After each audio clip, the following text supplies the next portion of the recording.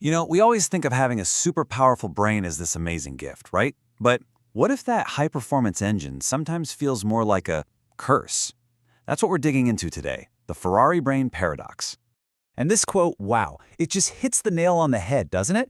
I mean, just picture it. You've got all the raw horsepower of a Ferrari, but it's wired directly into your fight or flight system. So the slightest touch on the gas pedal, and you're not just accelerating, you're sent into a complete tailspin of anxiety. All right, so how does this amazing brain, this incredible engine, actually lead to such, well, negative stuff? See, evolutionarily, this high-revving brain was a total superpower. I mean, it was fantastic for spotting a lion a mile away. But in our modern world, where there are way fewer actual lions, that same engine just starts overanalyzing everything else. Let's break down what that actually feels like. Okay, so it all starts with something tiny. Just one small thought, a little concern. Maybe it's an upcoming meeting at work or a text message from a friend that's just a little bit off. It's just one little thing. But, see, that's where the Ferrari brain just takes over. That one little worry, it doesn't stay little for long. With all that incredible processing power, your brain starts running simulations. It's connecting dots that aren't even there. And before you know it, you've scripted, produced, and directed a full-blown 17-season drama in your head, complete with crazy plot twists and, of course, a catastrophic ending. And it's never just one train of thought, is it? It feels like you have, 37 browser tabs open in your mind all at once.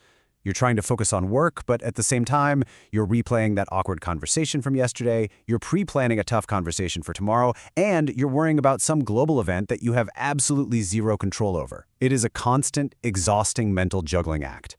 And honestly, it's not even just thinking at that point. It's more like litigating. It's like you've got a whole Supreme Court hearing going on inside your head. You're the lawyer for every possible angle, arguing every side, but you're also the judge who's just desperately trying to reach some kind of verdict as the arguments get more and more tangled. It's just exhausting. And what happens after all that? What's the inevitable result? Well, it's something we call analysis paralysis. That amazing ability you have to see every single potential outcome, every pro and every con for every single choice, it stops being a superpower and it becomes a cage. You're so aware of all the different paths you could take that you become totally frozen, completely unable to take a single step down any one of them. So let's just take a beat here. That 17-season drama, the 37 mental browser tabs, the Supreme Court in your mind. Does any of this sound familiar? If you're sitting there nodding along right now, I want you to know you are definitely not alone. This is a surprisingly common experience for people with these high horsepower minds. And look, this isn't just a feeling. We've got the data to back this up. A study actually found that members of Mensa, the high IQ society, are 4 times more likely to have a diagnosed anxiety disorder than the general population. Let that sink in. 4 times. The big takeaway here is that this connection between a powerful brain and anxiety, it's very, very real. Okay, so if you've got a Ferrari for a brain, what you really need is the owner's manual, right? You need a way to take control of that engine instead of letting it just run wild and control you. And that manual, that fix, it's all about one simple but incredibly powerful idea. It's called probability thinking, and what it is, it's the practice of consciously shifting your focus. You stop thinking about everything that could possibly happen, and instead, you focus on what is most likely to happen, based on a rational look at the situation.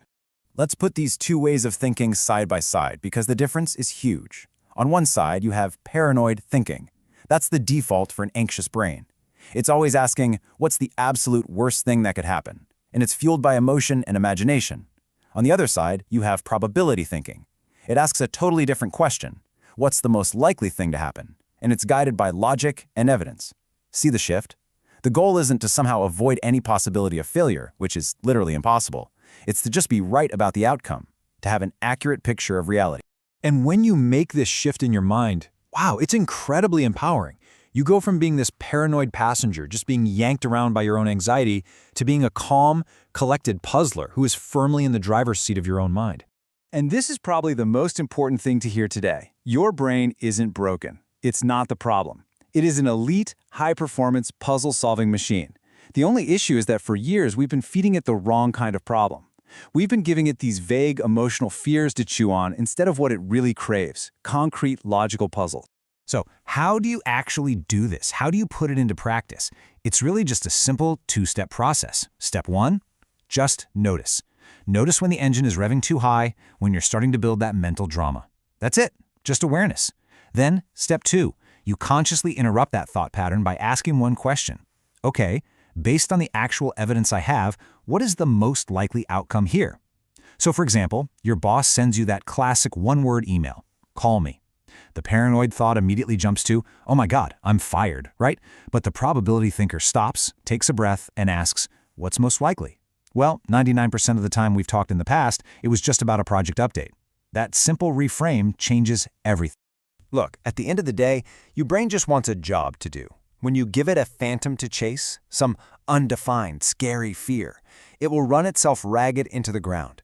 But when you give that Ferrari a real puzzle to solve, like calculating the actual probabilities of a situation, it becomes focused, efficient, and surprisingly calm. So I'm going to leave you with this question. Instead of just letting your mind race around with worry, think about where you can consciously aim that incredible energy. What real, tangible puzzle are you going to give your Ferrari brain to solve today?